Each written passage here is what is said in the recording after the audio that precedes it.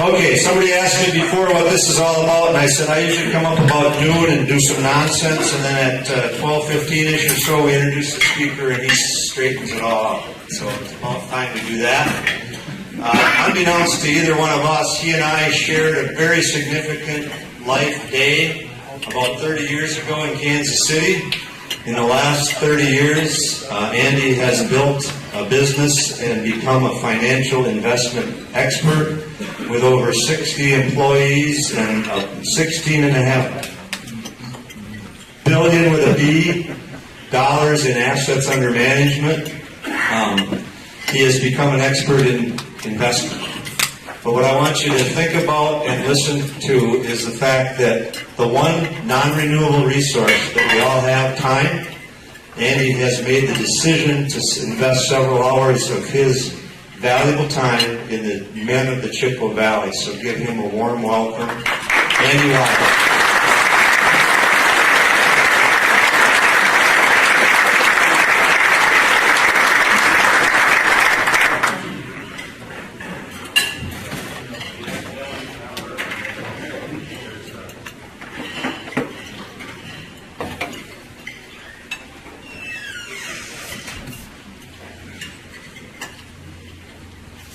Hello, am I on? All right. Wow. I thought there'd be just a small handful of people. I wasn't nervous until about 20 minutes ago.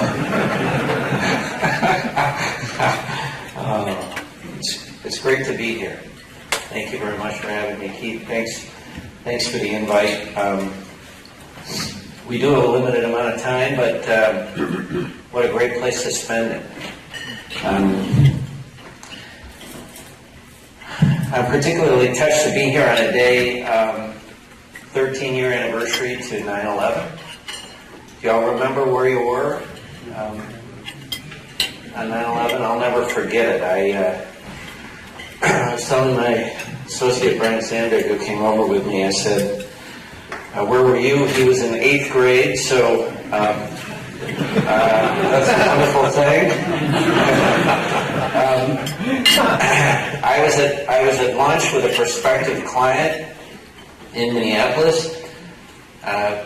Came back to our office. Our office at the time was in the 5th Street Towers in downtown Minneapolis. Got in the elevator, and a woman got in the elevator after her, and she goes, "Can you believe what happened?"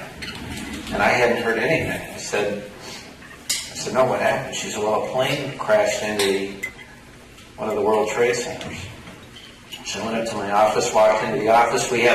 Walking around the corner, we had a trading floor open up, and one of our portfolio managers and our head of trading was watching the television, and just as I walked in, the second plane hit the second tower. And a couple minutes after that, the phone rings, and I happen to reach over and pick it up. Not normally the guy that answers the phone in trading. And it was a friend of mine from UBS in New York, and he was visibly shaken, and I don't know if he was crying or not, but his voice was, and he said, "Andy, everyone is dead. Everyone's dead." And I said, "What? What are you talking about?" So I'll never forget that. Put the phone down, turned around, and I said, "The company is closed." I said, "I don't know what's going on, but everybody go home, get your kids, and we'll call you." Never forget that day. I don't think we ever should. But here we are, 14 years later, and guess what? Stronger than ever. And isn't that a good thing? Keith was nice in his introduction. I am CEO of asset management firm, Cornerstone Capital Management. We have 60 associates, 20, a little over 60, 20 are in Minneapolis, in our Minneapolis office, 40 are in our New York office. I spend about 3 days a week in Midtown Manhattan.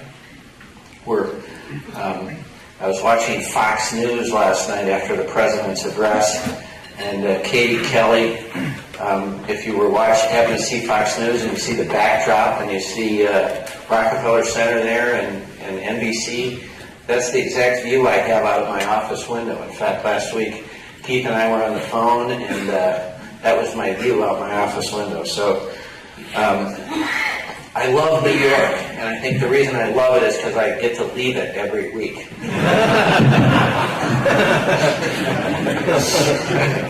So I spend 3 days a week, usually Monday, Tuesday, Wednesday in New York, and Thursday, Friday, and then the weekend here in the wonderful Midwest. And it's a different pace here.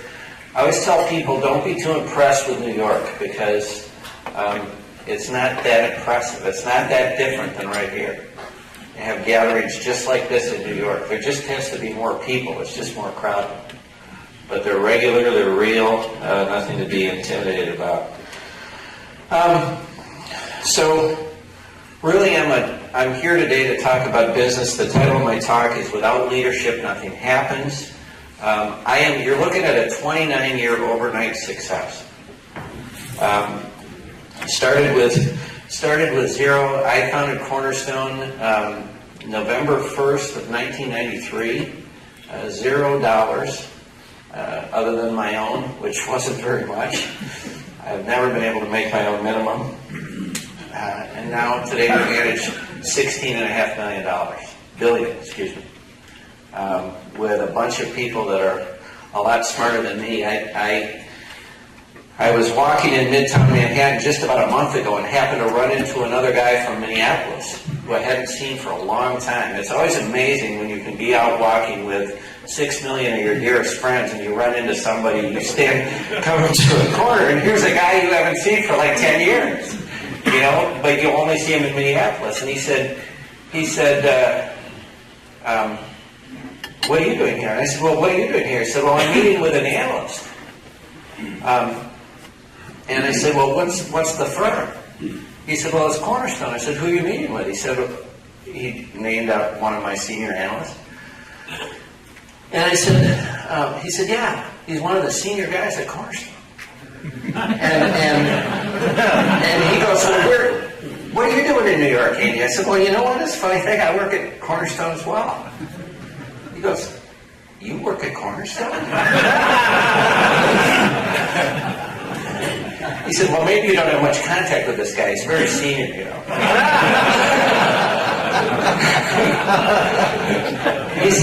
He said, what do you do there? I said, well, actually, I'm the CEO of the company.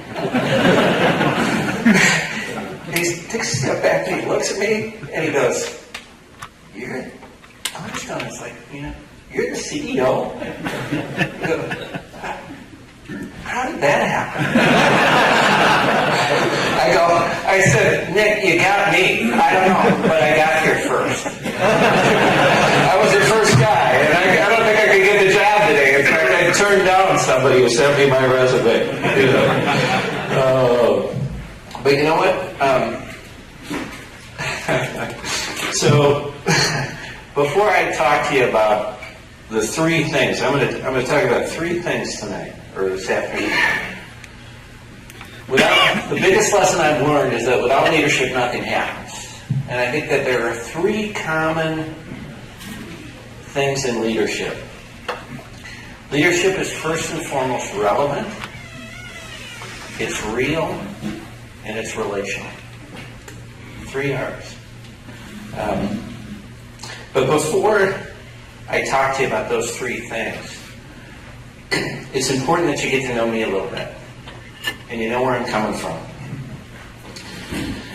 I'm the youngest of 4 kids. We just celebrated my mom's 90th birthday. She still calls me her baby, although I just had my 53rd birthday. The voicemail from my oldest sister, who's going to be 67, I still can't believe that. She called me her baby too. So, youngest of 4, 2 sisters older, a brother who's older, and my story really had a lot to do with my sporting ability or lack of sporting ability as I was growing up. I went to a high school in Minneapolis West, and my brother, who was a few years ahead of me, was a 12 letterman. at Minneapolis Farms. When you think about that, he lettered in 3 varsity sports 4 years in a row. In the 100-year history of the school, there were 3 12 lettermen in the school. My brother was the last one, and my dad was the first one. And so there were 2 things. I came from a very modest background, but there were 2 things that were respected when I was growing up. Number 1 was wealth, because we didn't have any. I didn't know we didn't have any until I was maybe 18, 19. I didn't know, that's the great thing about being a kid. You don't know what you don't have. But the second one was athletic ability. And I'll never forget, somebody was telling me the other day what kind of influence coaches and teachers will have on kids. And I have a good friend whose wife is a teacher, and she's helping out other people. We were talking about this anyway. Well, the spring of my sophomore year in high school, both the varsity hockey and varsity football coach came up to me and told me how disappointed they were that I wasn't the athlete my brother was. This is not something you want to tell a 15, 16-year-old young guy. It's kind of deflating. It's not good for your self-image. I think you couldn't do that today. There's too much. Everybody gets a trophy today. So, but what happened to me as a result of this was I started to get mad. And then in addition to that, my brother's athletic ability won him he went off to Harvard to play hockey. And he was very successful, and I'm very proud of him. Wonderful guy, dear friend of mine. Now, the older we get, the closer we get. But the problem is Harvard didn't have athletic scholarships, so we had a small college fund for our family, and Harvard took all of that. So in the spring of my junior year in high school, my dad sat at the kitchen table with me, tears in his eyes, and I never understood. And he said, "We won't be able to help you with college. You're going to be on your own. You see, it's taken all of this to send your brother to Harvard." That was favoritism. And see how things are starting to pile on. So I went off to the University of Wisconsin at Madison, and I did that because tuition was the same as Minnesota, and I could get away from home and pay the same freight. And my desire, I'm embarrassed to tell you today, my biggest desire was to be the wealthiest man in the world. I thought, if I can't be a great athlete, maybe I can own an athletic team. Okay? And I tell you that I'm embarrassed when I think about that. That was an honest desire of my life. I had 3 motivating factors in my life. Money, power, and sex. And I always say my fraternity brothers at the University of Wisconsin had the same 3 priorities, but they were different order. I won't tell you the order. This is a group of guys, all right? But I was first and foremost a capitalist, and I knew that if I had all the money and power that I wanted, I could get all of number 3. I was not, not the brightest bulb on the tree, but I could figure that one out. So I began to pursue all of these different pursuits, and seeking wine, women, and song, for lack of a better term. And met a guy, 30 years old, who'd made $1 million in an Amway business. Sat down with him and left him after an hour, and I said to myself, if this idiot could make $1 million, I could make 10. And so I went off and pursued that for several years. Used people and loved things, and especially used women along the way. And one day, in early 1982, a woman came up to me and she said, "Andy, I'm pregnant, and it's your child. I'm going to have an abortion." And that was not something I was planning for, and so I said, Okay, fine. I gave her $250. One of her friends took her down to the clinic, and she aborted our child. And I thought my problems were over.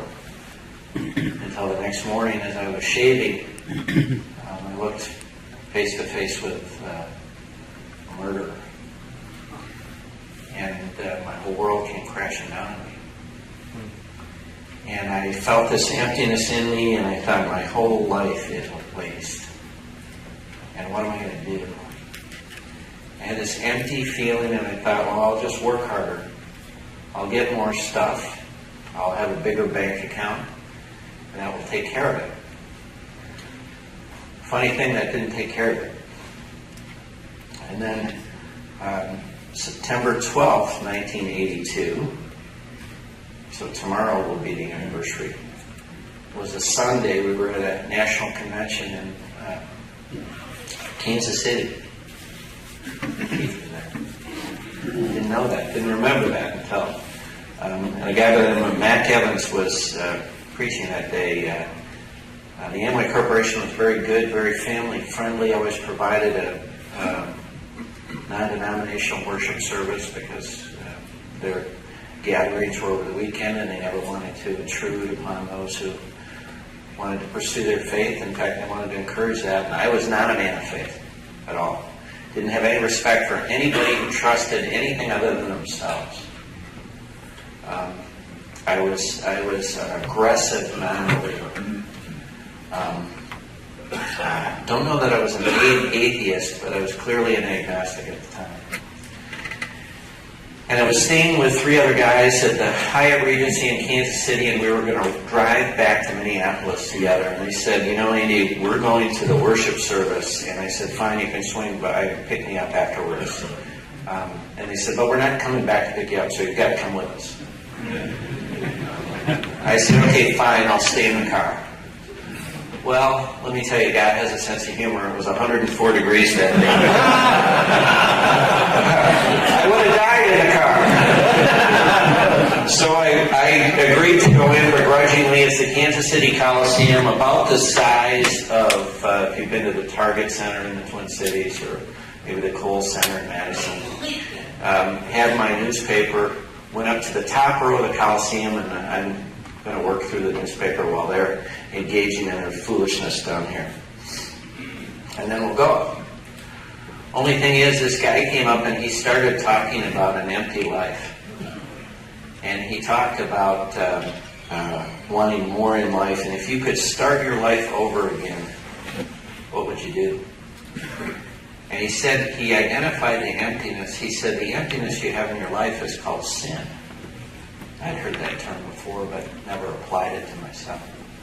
He said, sin is really a separation between you and God.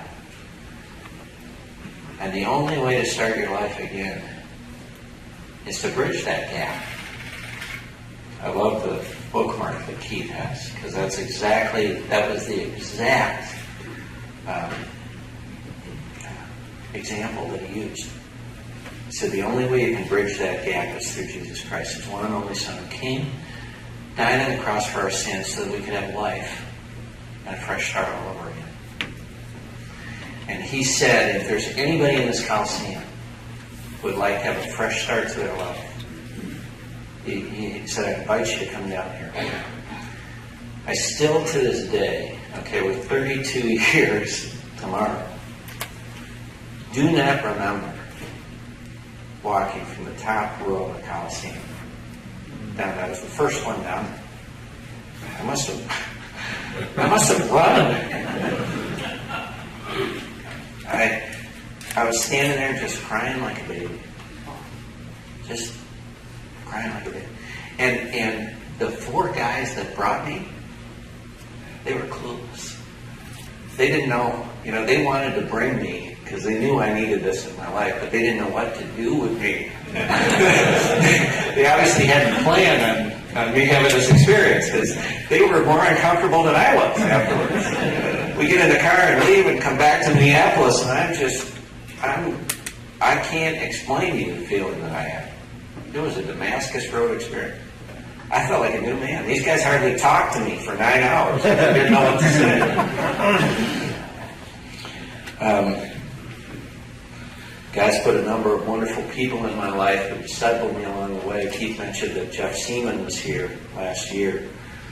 Absolutely wonderful man, dear man to me. He has poured himself off and on into my life, and guys like that. Anyway, life began again for me on September 12, 1982, 32 years ago tomorrow. And that's when I really began to learn what leadership was all about. And that's when I go back to say, when did I realize that without leadership, nothing happens? You know, maybe it was those guys, those 4 guys who led me and gave me an ultimatum. If you're coming with us, you're coming to the church service. You know. Anyway, there's 3 common characteristics to leadership we talked about over the next, we're here till what, 3 o'clock? Just kidding. Got about 50 more minutes and then we'll be done. I said leadership is relevant, it's real, and it's relational. Let's talk about leadership being relevant. If you are a leader, and what I've learned, and I'm one of my great mentors taught me so long ago. He said, Andy, you cannot teach anything you haven't experienced yourself. First of all, you have no credibility. People will see through you. And so all of these lessons on leadership, I've learned all of these. And most of them I've learned, I think about my dad. He used to have this saying to me. He would say, we're going to learn this, or he always said, we're going to learn this, but what it meant was I was going to learn this. It was, we're going to learn this. He said, and you're going to either learn it the easy way or the hard way, but you're going to learn it. And most of my lessons I've had to learn the hard way. So I talk about this. Leadership is relevant. It deals squarely with the matter at hand. It's honest. About 20 years ago, when I was first in the investment management business, it was maybe 25 years ago. It's probably getting so long I shouldn't say how long ago. I should say a little while ago. I'm riding with one of the senior guys at the company that I worked at before I founded Cornerstone. And they were particularly upset at me because I didn't have the same line of thinking that they did. What happened to me in Kansas City changed over time, has changed all of my life in the way that I think about things. And so my priorities were different. I always say I married my wife because I want to be with her. We had kids because I want to be with them. And that was not the way. In the investment management business, the general tendency is that you, my boss when he hired me, he said, we work half days here, Andy. Whichever 12-hour period you want. and he meant it. And we're 24/7. And everything comes after this. And the justification for that statement was you are going to be paid so much money that you can buy your family anything you want. And what I'd say to him now, and some judge will split half of what you got and give it to your wife. And so we're riding in the car. We're driving, I don't know, St. Cloud or something like that. And we're sitting in his brand new, at the time, S-Class Mercedes. And he looks at me and he says, Andy, he said, do you want to be an A-team player or a B-team player? And I got that feeling, that you get, like, this conversation is not going to work out well if I don't answer this question well. You've all had that feeling. So, and I turned to him and I said, well, you need to explain to me what's an A-team player and what's a B-team player. I said, I can't choose because I need to know the definition. He said, okay. He said, An A-team player is someone who puts the firm first, who does whatever they need to, who works 24/7, who puts the rest of their nonsense life on hold so that we can get the job done. He said a B-team player is someone like you, who puts his family first, who wastes their time on a Bible study, who, leaves to have dinner with their family, and it's just mine. And those little hairs on the back of your neck, mine were standing straight up. And I looked at him and I said, I guess if those are my choices, I said, I'm going to be a B-team player. Because I said, I will never put this company before my family. And I will never quit a Bible study because you don't like it. And I said, so you're just going to have to accept that fact. Maybe I'm a B-team player.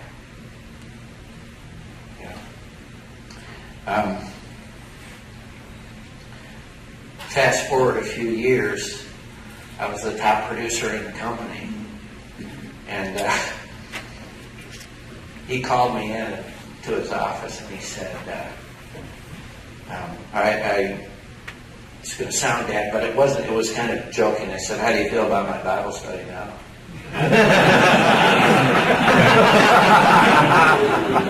He looked up at me and said, listen, Andy, I don't care if you sacrifice chickens as long as you keep doing the numbers you're doing.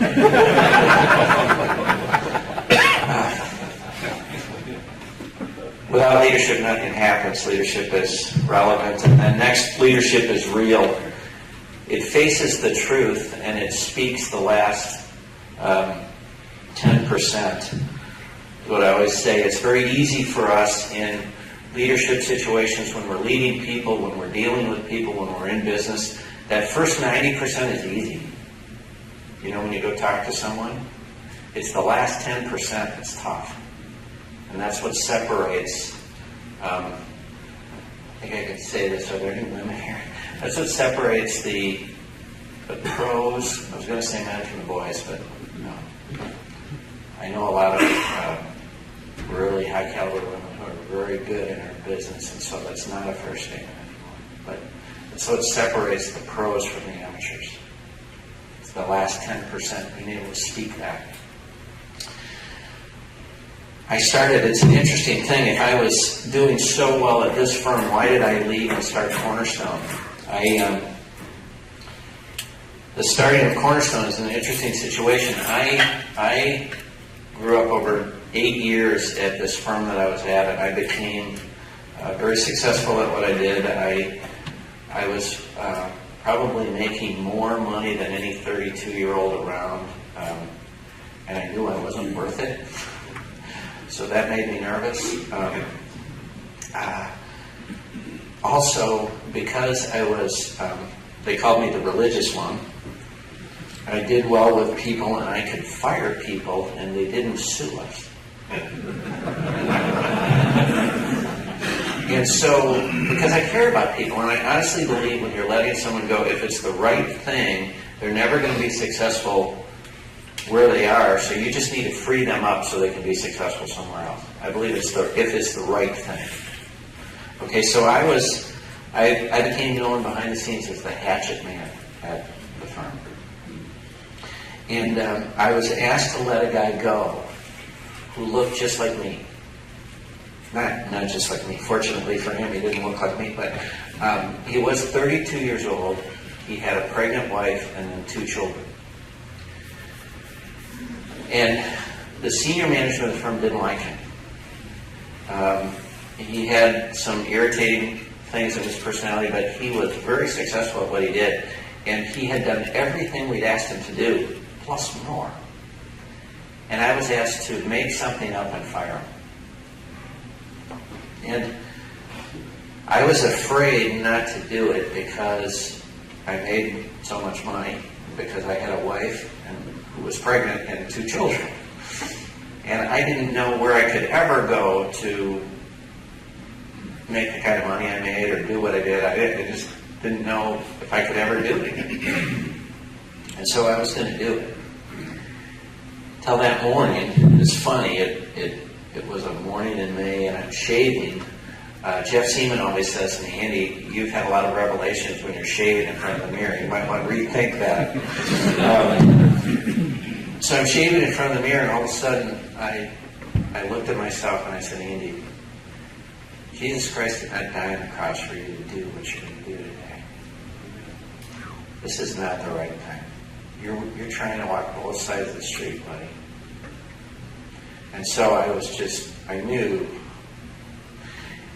I leave, I drive to downtown Minneapolis, I pull into the parking ramp next to the car, and as I'm getting out of the car, here comes another car, and the guy that gets out is an old friend of mine who I haven't seen for 10 years, who knew me as an early believer. There's no reason for him to be downtown at all, let alone on Tuesday morning at 7 o'clock. And he sees me and he walks over to me and he goes, Andy, how are you?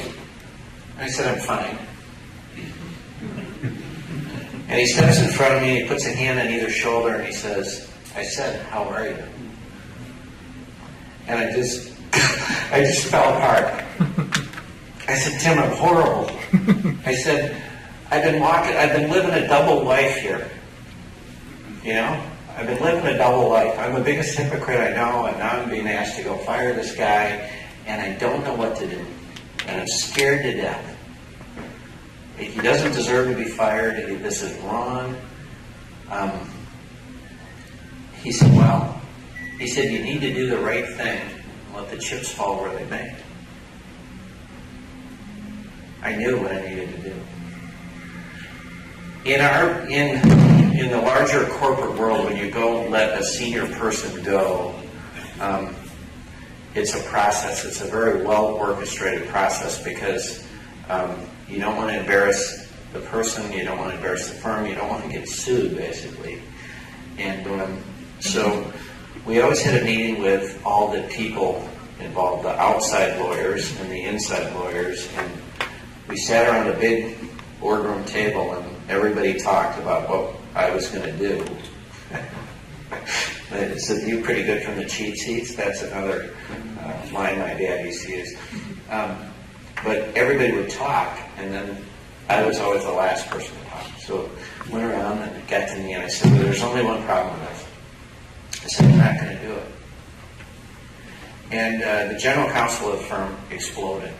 And he said, Andy, do you think we pay you what we pay you to do what you think is best? You do what we tell you to do. And you're going to do this. I said, no. I said, I'm not. Because I said, he's done everything the best to do. And you're firing a guy on trumped up charges for no reason. And I don't have any part of it. It's not who I am. It got very cold and quiet in that room. And I got up, the meeting dispersed. I went to my office, I picked up the phone, I called my wife, I said, Lou, I said, never really been in this situation, but I just think I made a career decision. It's just the climate, it's gotten real cold here all of a sudden. She called me that afternoon and she said, I'm at the grocery store and they won't take my debit card. There's no money to make out. I said, there was $85,000 in my account yesterday. There's nothing in there now. I don't know how they did it. They took it away. Took away my bonus check that I'd gotten 3 weeks earlier. Sucked that out of my savings account, sucked everything out. I was relieved of all of my management responsibilities. I was made a commission salesman selling 401k product in the Aleutian Islands, basically. But I had an employment agreement that lasted until October 31st of 93. And I was going to be a man of my word, so I stayed there until that day. And started Cornerstone on November 1st. And the reason we named it Cornerstone is because the stone that the builders have rejected has become the cornerstone. And those who trust in him will not be put to shame. Amen. And I may never have, and then the day after, you'll appreciate this, the CFO of the firm came by my office and he stuck his head in. And I said, what would you like? He said, I just want to see the dumb, and I will not repeat what he said, who blew $3 million because he didn't want to fire somebody that nobody likes anyway. Because you're the biggest idiot I've ever seen in my life. He walked away. Anyway, do the right things, let the chips fall where they may. And 21 years later, maybe you're standing here, CEO of a $16.5 billion money manager. We're bigger now than the firm that I left. Last of all, leadership is relational. It's about those you lead, not about you.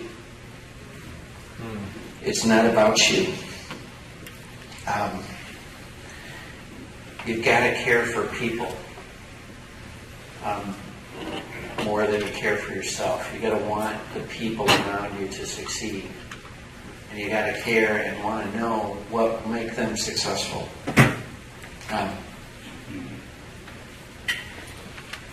Without leadership, nothing happens. Here's a leadership test for you, just to wrap up. Good leadership feels natural. It's not forced. It comes natural. You know you're doing the right thing. The people that you're leading feel natural about it. One of my mentors said, if you want to know if you're a leader, turn around and see who's following you. And so, also, I'm either leading or I'm being led. There's no middle ground. There's no in between. Who are you leading? Do you care about them? Is your leadership relevant? Is it real? Are you being truthful? Is it relational? Are you caring for them? And then lastly, I want to ask you who you're following. I've followed a lot of men who've had, you've heard the saying, feet of clay, who've gone down the wrong, ended up down the wrong road. And I've idolized a lot of men in my life. And not until I've learned to follow Jesus, that he will never lead me down the wrong road. That he will always lead me to the right place. My grandma taught me the 23rd Psalm when I was young. And I've never forgotten that. And isn't it true? He'll lead us in paths of righteousness for his name's sake. So, without leadership, nothing happens. Thank you for having me here today. I'm happy to answer some questions. I think we've got 12 minutes left. Thank you.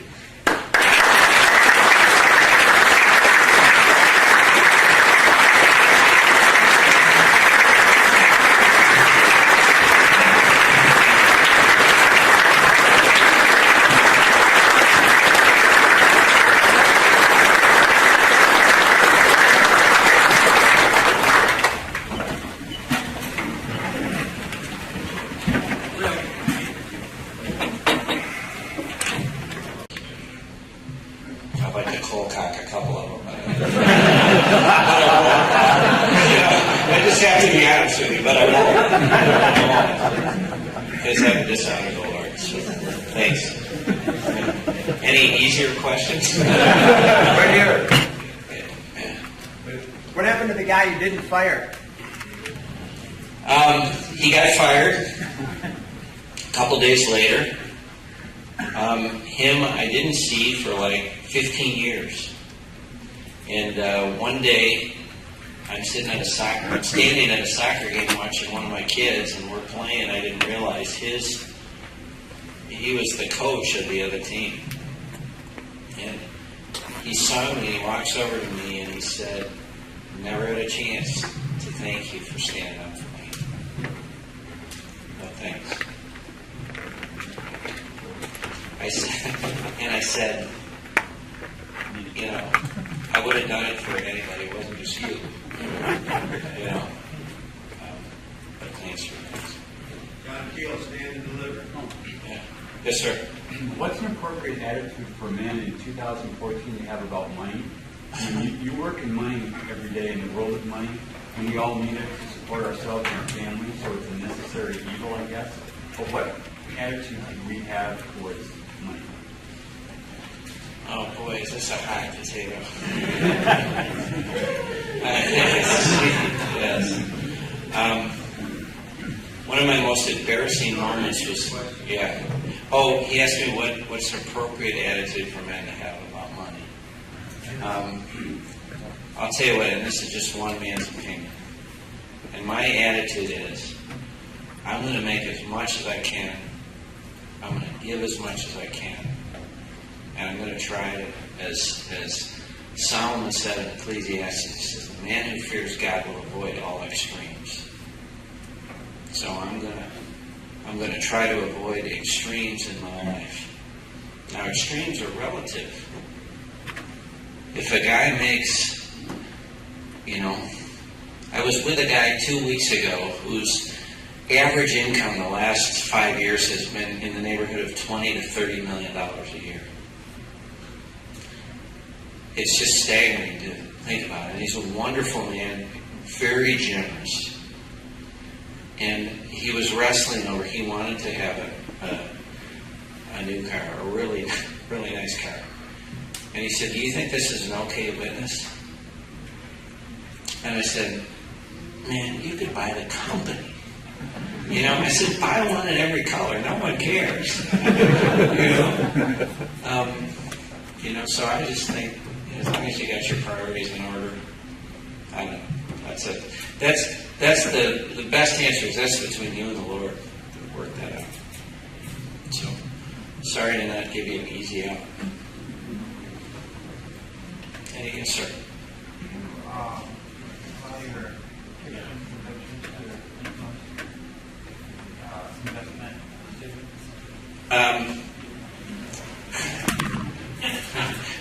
Do I allow my Christian convictions to influence our investment decisions?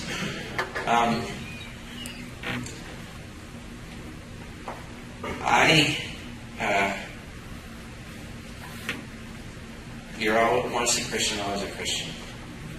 My Christian beliefs influence what I do, everything that I do. But I'm gonna make money any way I can, as long as it's legal. And so, if you're thinking about there are a lot of people who are socially conscious investors, and there's a place for that. Kind of reminds me, I don't drink or swear or chew, and I don't go out with girls that do. There are people who don't want you to invest in sin stocks. Like I shouldn't own Altria, which is Philip Morris. I shouldn't own Diageo. I shouldn't whiskey, beer, gambling, anything else. And my attitude is, if these are legitimate businesses, and they are, and the market will ferret out businesses that aren't legitimate. If they're legitimate and they're earning money, why? And I'm a steward, and I'm going to be held accountable for the returns. Why shouldn't I invest in those things? And you can fill a room with 100 people, and you get 100 different answers. I'd rather make the money and then decide to give it away. I'm not a big enough investor. Even at $16.5 billion sounds like a lot, but in the world I live in, it's not a lot, and we're not big enough investors to, if we decide not to invest and just put our stake in the ground, people go, big deal, don't care. But we can have more influence. I'll tell you, here's an influence that I've seen firsthand, is when you're a big enough investor in a company, and you can sit down with the CEO of that company, and you can say, over a cup of coffee or something, and you can say, the only reason you're there is because you're a big investor, and they return your call. And you can say, I just want you to know that I just have a personal problem with whatever this is. Being able to carry that message and get people to think about things. I couldn't do that if I wasn't investing. Anyway, you guys are a tough audience. Any easy questions? Yes, sir. Other than putting your life in the hands of God, what's another good investment we can make today? I'm not touching that one. I'm not touching that one. You need to be, let me go, another thing. Solomon said in Ecclesiastes chapter 11, I think it's verse 6 or 7. It says, cast your bread upon the waters, and divide it 7 or even 8 ways, because you do not know what tomorrow will bring. So I would say I don't give out individual stock examples. We, in our growth portfolio today, 45 stocks, I think. We love them all. We love every one of them and think they're all going to go up, but guess what? They're not going to. So we're diversified in there, and I say to every investor, be diversified, because you don't know what tomorrow will bring. Yes, sir. What kind of type of culture do you promote with your employees when it comes to the balance of family that you ran into earlier in your career? Do you want me to step out to the car and Brian can answer that question?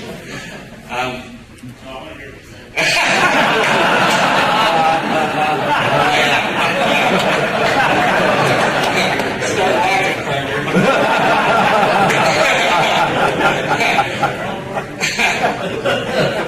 You know what? We work really hard, and we joke too that we work half days, which over 12-hour periods of time.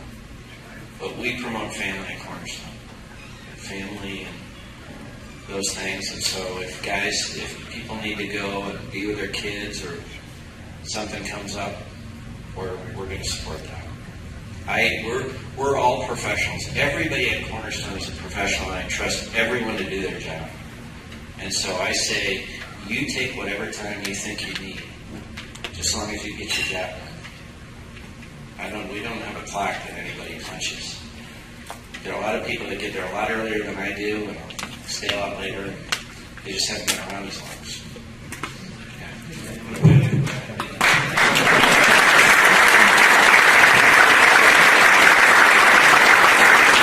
We need to wrap this up, but I'm sure that Andy will be available for maybe some one-on-one questions on the way out the door.